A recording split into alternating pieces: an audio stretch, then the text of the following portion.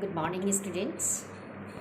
SPC government college के philosophy department से मैं ज़ैफ़िशा सैदी।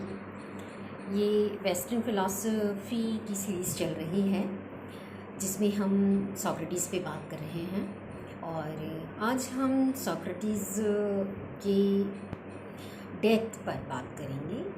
उन्हें मृत्युदंड दिया गया था, ये शायद आप सभी लोगों को पता होगा। उनको मृत्युदंड क्यों मिला और उन्होंने अपनी इस पनिशमेंट को किस तरह से लिया और मृत्यु का सामना सुकरात ने कैसे किया और क्या वो मूल प्रश्न उठे जो मृत्यु से संबंधित थे। आज के वीडियो में हम इसके ऊपर बात करेंगे। देखिए, जैसा कि मैंने अपनी पिछले वीडियोज़ में आपको बताया कि एथेंस में सुकरात एक फ़िलसॉफ़िकल मिशन चला रहे थे जिसका मकसद था कि वो आम लोगों को ये बता सकें कि सदाचारी क्या होता है, सदाचरण किसे कहते हैं और अगर हमें सद्गुणों को ज़िंदगी में उतारना है तो उसे कैसे उतारा जा सकता है। इसके लिए पहले हमें ये पता हो कि सद्गुण क्या हैं। ये तो एक तरह से नैतिक शिक्षा लोगों तक प्रचारित करना उनके फ़िलसॉफ़िकल मिशन का उद्देश्य था। इसके लिए वो करते क्या थे, वो एथेंस की गलियों में घूम घूम कर छोटे छोटे समूहों में लोगों से बातें किया करते थे। जब वो बात करते थे तो ये उनका कन्वर्सेशनल मेथड था और इस बातचीत के दौरान वो हमेशा ही अपने आप को इस तरह से अभिव्यक्त करते थे कि जैसे उन्हें जिस इशू के ऊपर बातचीत चल रही है इसके बारे में कुछ भी पता नहीं है। लेकिन ये पता नहीं होना उनका दिखावा नहीं था, बल्कि सदी के सबसे महान विचारक और दार्शनिक की विनम्रता थी और दूसरा उनकी इस मान्यता की अभिव्यक्ति थी कि उनका ये मानना था कि जितना जो भी ज्ञान है वो संप्रत्यों का होता है और जो संप्रत्य होते हैं, जो कॉन्सेप्ट होते हैं, वो हमारी आत्मा में अंतर्निहित होते हैं। वो इन्नेट फॉर्म में हमारे भीतर ही होते हैं, वो कहीं बाहर से आउटसाइड से आते नहीं हैं। किसी अवसर पर वो उभरते हैं, वो बाहर अभिव्यक्त होते हैं। जब वो शब्दों में अभिव्यक्त होते हैं तो उसको परिभाषा कहते हैं। जिस मौके पर वो अभिव्यक्त होते हैं वो मौका है डायलॉग के थ्रू, कन्वर्सेशन के थ्रू। जब हम वार्तालाप करते हैं, जब कोई आर्ग्यूमेंट देता है, कोई दूसरा उसका काउंटर आर्गूमेंट देता है, फिर उसका काउंटर आर्गूमेंट इमर्ज होता है और एक ऐसी सिचुएशन आ जाती है जब ये सारे कॉन्ट्रडिक्शन, ये सारे विरोधाभास ख़त्म हो जाते हैं और हम सत्य तक पहुंच जाते हैं। ये उनका मेथड था और इस मेथड को लेकर वो पूरे एथेंस में सालों साल 25-30 साल तक लोगों के बीच में यही चर्चा करते रहे।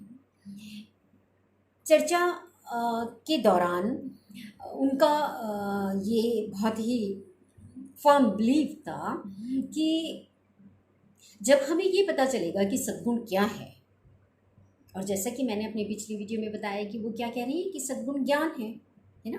तो जब हम ज्ञानवान हो जाएंगे तो हम अपने आप सदाचारी हो जाएंगे, क्योंकि नैतिक ज्ञान की ये खूबी है कि उसके जब वो प्राप्त होता है तो संकल्प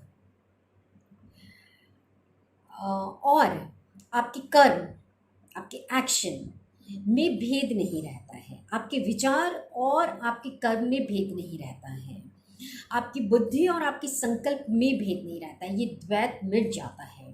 व्यक्ति जो सोचता है वही वो करता भी है और जो करता है वही वो सोचता है। तो ये अखंडता उसके व्यक्तित्व में आती है जब ये ज्ञान हमें प्राप्त हो जाता है।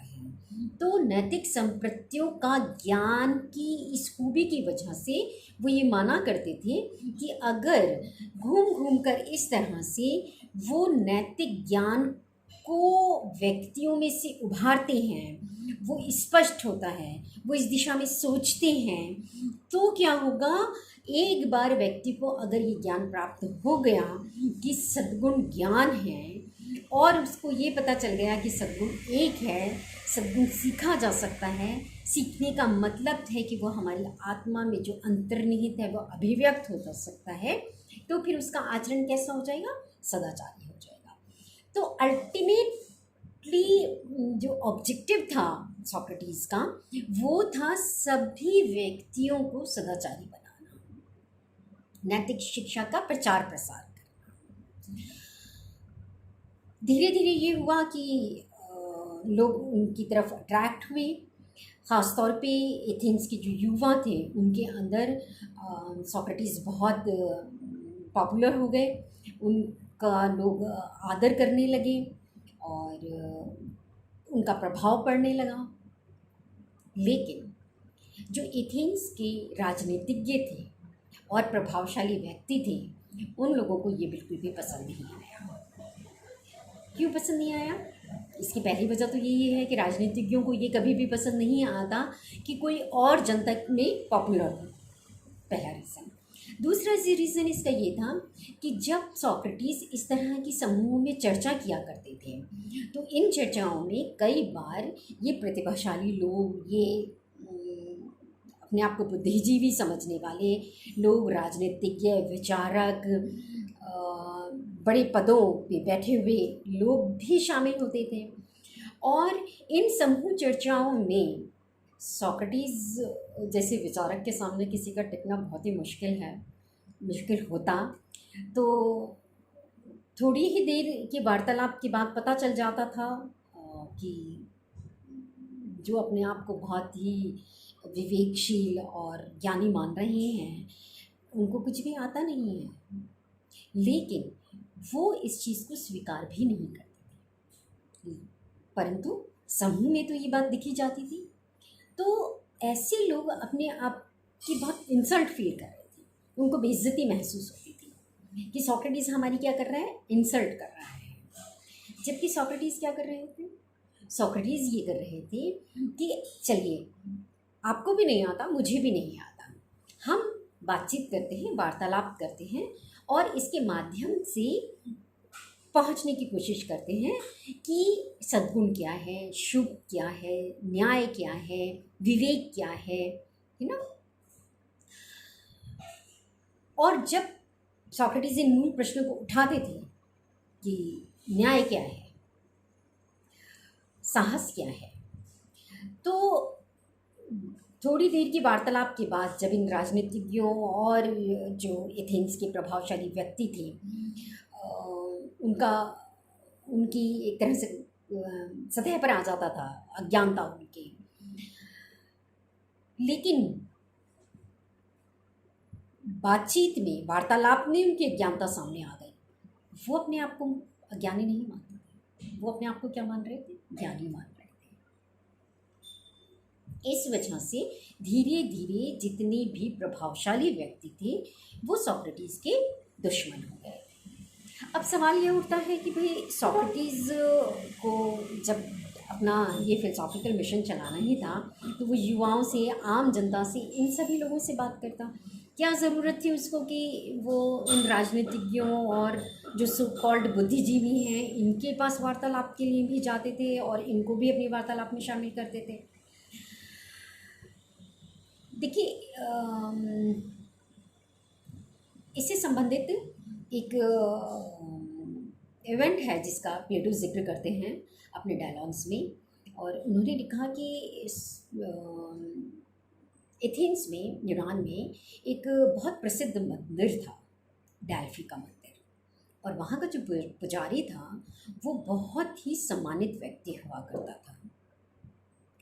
इवन के जो बड़े बड़े राजा हुआ करती थी वो भी उस पुजारी से मार्गदर्शन लेने आया करते थे। डेल्फी के पुजारी ने ये घोषणा की कि सबसे ज़्यादा बुद्धिमान व्यक्ति सोक्रात है। जब सोक्रात को ये पता चला तो वो उनसे मिलने गए और उनसे पूछा कि आप ये क्या कह रहे हैं, मुझे तो बिल्कुल, मैं तो अपने आप को इस तरह से नहीं पा रहा हूँ कि मैं सबसे ज़्यादा बुद्धिमान हूँ, और कहीं से भी मुझे ऐसा लगता नहीं है। लेकिन जो डेल्फी का पुजारी था उसने तो ये घोषणा कर दी कि सर्वाधिक बुद्धिमान व्यक्ति सुकरात है।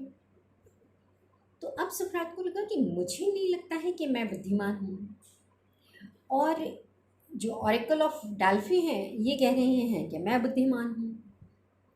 तो ये माजरा क्या है, ये क्या हुआ, इसको मुझे पता करना चाहिए, खोजना चाहिए। और इसके लिए कहते हैं कि उन्होंने ये तरीका अपनाया कि जिनको सोक्रेटिस, जिनको समाज बुद्धिमान मान रहा है, सोक्रेटिस उनके पास जाकर देखते कि क्या वो हकीकत में बुद्धिमान हैं। और जब भी ऐसी किसी बुद्धिजीवी से सुकरात बात करते तो सुकरात को बहुत हैरत होती थी कि ये अजीब बात है कि कुछ भी नहीं जानते हैं, लेकिन ये भी नहीं जानते हैं कि ये कुछ नहीं जानते। मतलब इनको अपने अज्ञान का भी ज्ञान नहीं है। ये तो बहुत ही जड़ है, मंदबुद्धि है, इनको अपने बारे में भी इतना पता नहीं है। लेकिन धीरे धीरे सोक्रेटिस को लगने लगा कि ज़्यादातर लोग ही ऐसे हैं जो अपने आप को बहुत बुद्धिमान, पढ़े लिखे, बुद्धिजीवी मान रहे हैं। दरअसल वो ही ये नहीं जानते कि शुभ क्या है, सद्गुण क्या है, सच्चाई क्या है, न्याय क्या है ना, विवेक क्या है, साहस क्या है, उनको भी नहीं पता है। और उनको ये भी नहीं पता है कि उनको ये नहीं पता है। इसलिए सोक्रेटिस ने अपना ये प्रसिद्ध वाक्य कहा कि मैं सर्वाधिक बुद्धिमान हूँ क्योंकि मुझे अपने अज्ञान का ज्ञान है। और यही बात सोक्रेटिक आयरनी या सुकरातीय विडंबना कहलाती है। और बातचीत में हमेशा सोक्रेटिस ने कहा कि मैं किसी को कोई शिक्षा नहीं दे रहा हूँ, कुछ सिखा नहीं रहा हूँ, बल्कि मैं सोचने के लिए प्रेरित कर रहा हूँ। आइए हम सब मिलकर सोचते हैं कि शुभ क्या है, सत्य क्या है, और हमें अपने आप रास्ता मिल जाएगा। स्टूडेंट्स, इसकी आगे की जो बातचीत है वो हम नेक्स्ट वीडियो में करेंगे। Thank you.